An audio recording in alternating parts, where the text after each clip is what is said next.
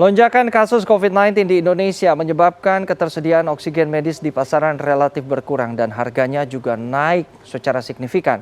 Pemerintah mengklaim saat ini sudah dilakukan konversi oksigen yang biasa digunakan untuk kebutuhan industri menjadi prioritas untuk kebutuhan medis.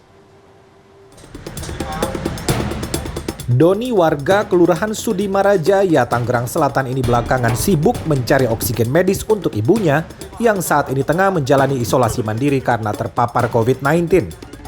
Setelah bertanya ke penjual oksigen medis di apotik, ia akhirnya memutuskan membeli oksigen kalengan untuk berjaga-jaga apabila dibutuhkan karena harga tabung oksigen medis mahal. Tabung oksigen ukuran 1 meter kubik dijual 3,9 juta rupiah dan yang ukuran 6 meter kubik dijual 6,8 juta rupiah. Sekalinya nanya, yang kecil aja bisa sampai 3,9. Terus yang gede itu, kalau pedagangnya mending yang gede sekalian, Mas. Tapi harganya sampai 6,8, 6,9, hampir 7 juta. Kaget juga, makanya waduh.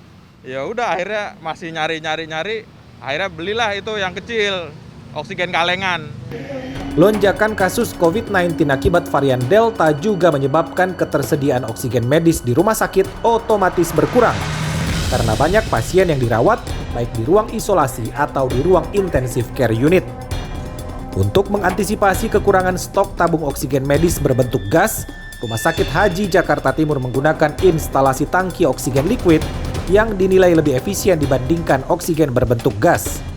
Biaya operasional oksigen liquid lebih murah dan tekanannya lebih stabil sehingga cukup aman diberikan pada pasien COVID-19. Jujur saja kurang, jadi kadang-kadang bisa tercukupi hanya 100 tabung per hari.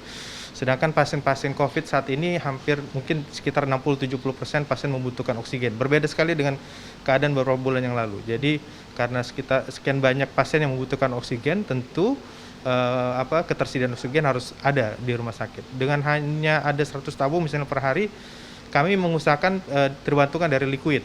Wakil Menteri Kesehatan RI Dante Saxono Harbuono mengatakan, untuk mencukupi kebutuhan dan ketersediaan oksigen medis secara nasional, Kementerian Kesehatan, Kementerian BUMN, dan Kementerian Perindustrian melakukan kerjasama untuk melakukan konversi oksigen yang biasa digunakan untuk kebutuhan industri menjadi prioritas untuk kebutuhan medis. Jadi kita melakukan rangkaian usaha tersebut dan itu sudah kita kerjakan sehingga saat ini kita sudah bisa menghasilkan sekitar 1.446 ton oksigen di Pulau Jawa dan Bali yang kita bisa gunakan untuk memasok kebutuhan oksigen yang meningkat di Pulau Jawa dan Bali ini. Menurut Dante, pemerintah juga memberikan alat oksigen konsentrator untuk menghasilkan oksigen secara mandiri. Alat ini telah menghasilkan 3.000 ton oksigen dan telah didistribusikan di seluruh wilayah Pulau Jawa dan Bali, serta di daerah lain yang sedang mengalami lonjakan kasus COVID-19 atau daerah yang sulit dijangkau oleh mobilitas angkutan oksigen medis. Kementerian Kesehatan mencatat sebelum terjadi pandemi COVID-19, pemakaian oksigen medis rumah sakit di Pulau Jawa dan Bali secara normal sekitar 400 ton per hari. Saat terjadi lonjakan kasus akibat varian Delta 2 bulan terakhir, kebutuhannya meningkat 5 kali lipat menjadi 2.336 ton per hari. Arman Helmi, Septiadi Pradana, Jakarta.